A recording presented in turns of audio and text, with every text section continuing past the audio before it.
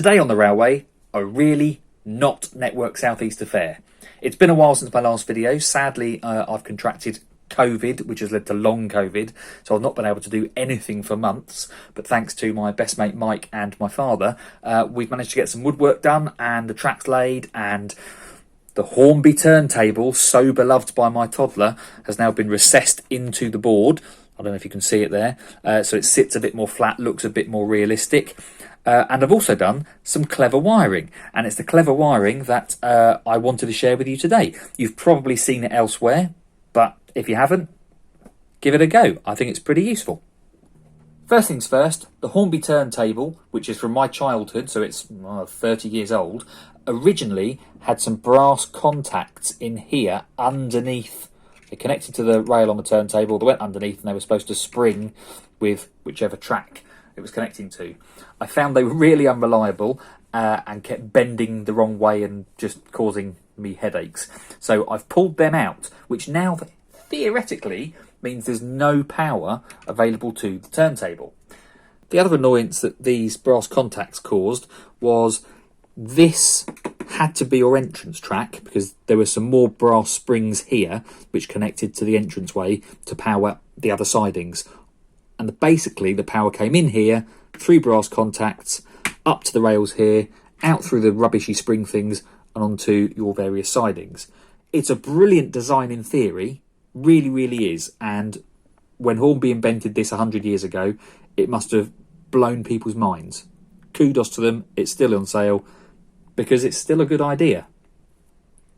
Not necessarily as a serious modeller, but I'm not one. But those brass spring contact things were causing me a lot of issues, so they're gone.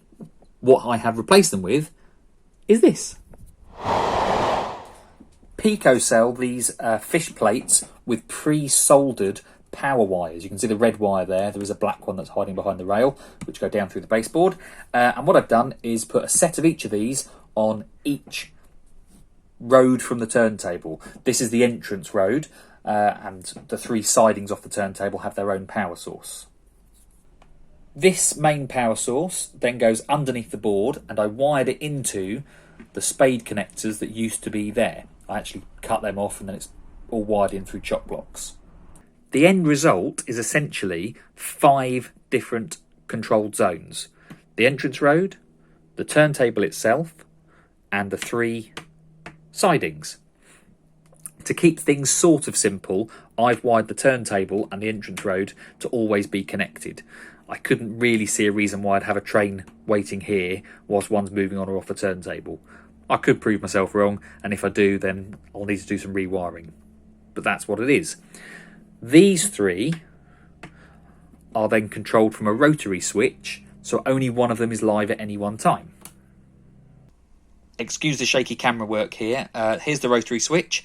It's sort of vaguely diagrammatic with the turntable, entrance road, 3 sidings, and I see I've got a 4th setting because I can also completely isolate the sidings. So a train will come in onto the turntable.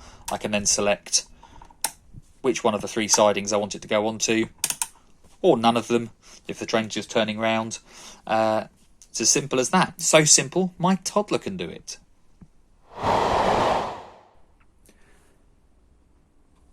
In keeping with the really not Network South East flavour of this particular video, I thought I'd bring on my brand new steam train first, my Hornby Terrier in southern Isle of Wight livery. I really want an Isle of Wight steam railway train, so there's probably one coming in the post. But for now, this is the start, my little Terrier. And for now, I think I'll just put it straight on into siding number 3. There we go. Now, I'll isolate that for the next part.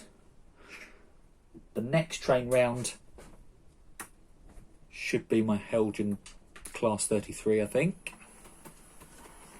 Now I've got to stop it short of the points to change over which controller's controlling it.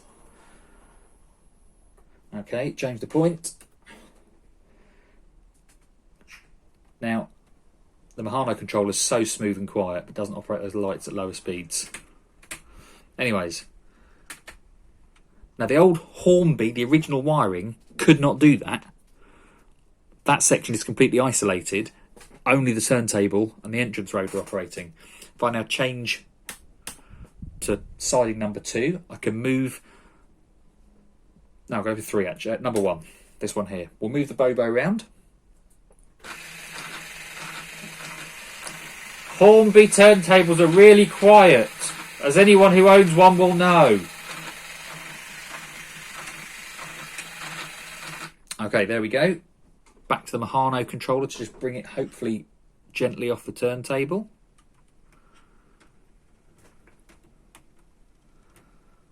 There we go.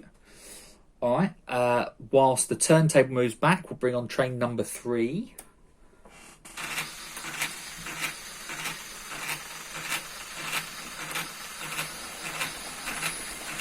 My Hornby Class 50. Again, just the other side of the points. Then the Mahano can bring it onto the turntable. Got to isolate the right siding there, so the Class 33 moved. Apologies.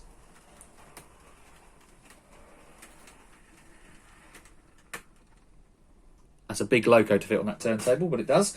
Okay.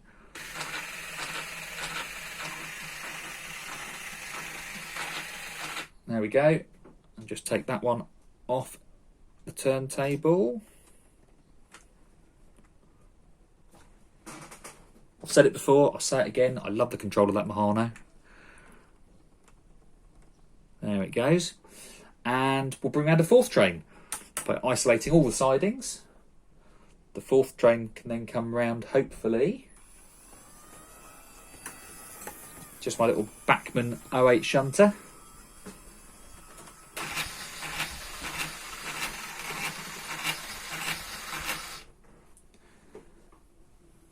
And through the power of magic, that can now go and sit on the turntable.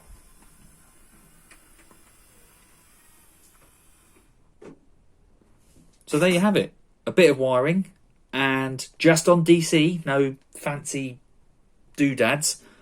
The turntable works, in my opinion, beautifully. So there we have it.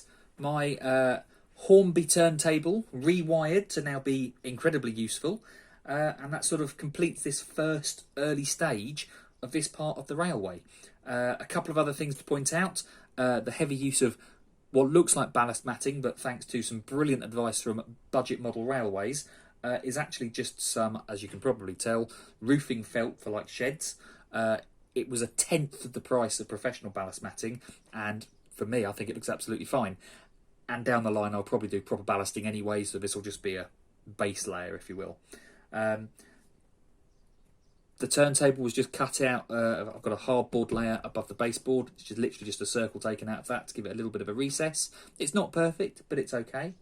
And basically, I now have a railway to play with. And I say play with because that's the really important thing. I've learnt since having it back up and running, there's nothing nicer than just sitting watching some trains run around of an evening.